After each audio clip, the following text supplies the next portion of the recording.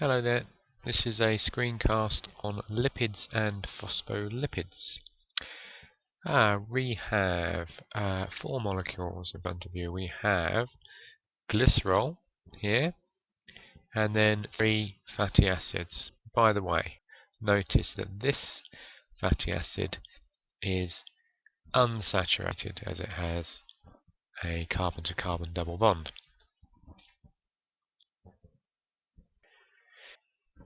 Here is my glycerol then, and 1 fatty acid, and what we can do is we can make an ester link between this acid group here and an alcohol group here. The way we can do that is to link these two up. If we remove a hydrogen and hydrogen from the acid, we can link that molecule up like that, and we form an ester bond, and we've linked the fatty acid to the glycerol.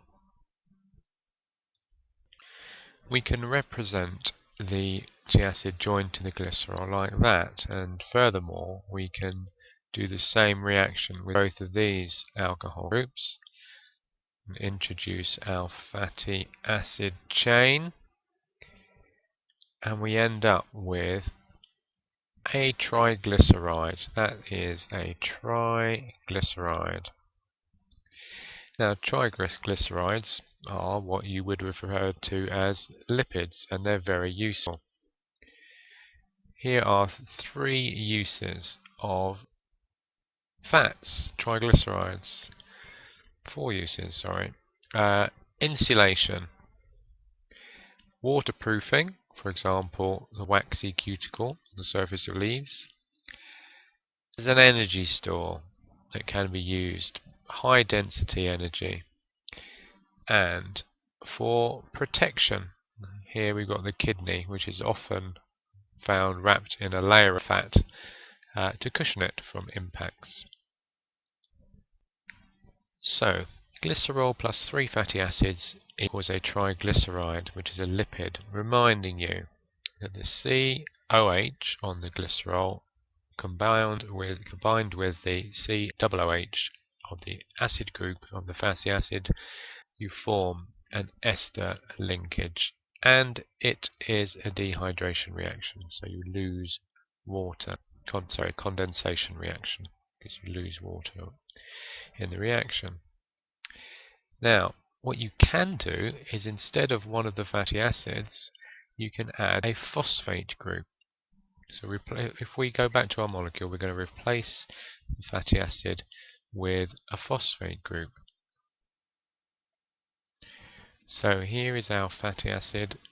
We're going to take away a fatty acid chain on the the fatty acid chain on the triglyceride, and we will add phosphate group like that. And we've done that, we have created a phospholipid.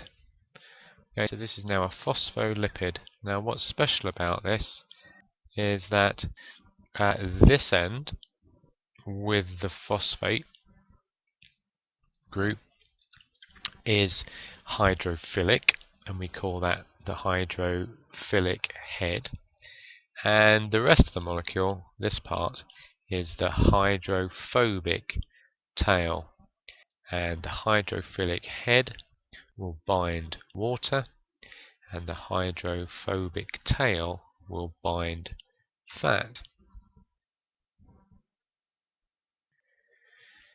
So here is our phospholipid with the hydrophilic head and the hydrophobic tail, and the phospholipids arrange themselves in a sheet with the heads pointing into the cell, and they form a bilayer.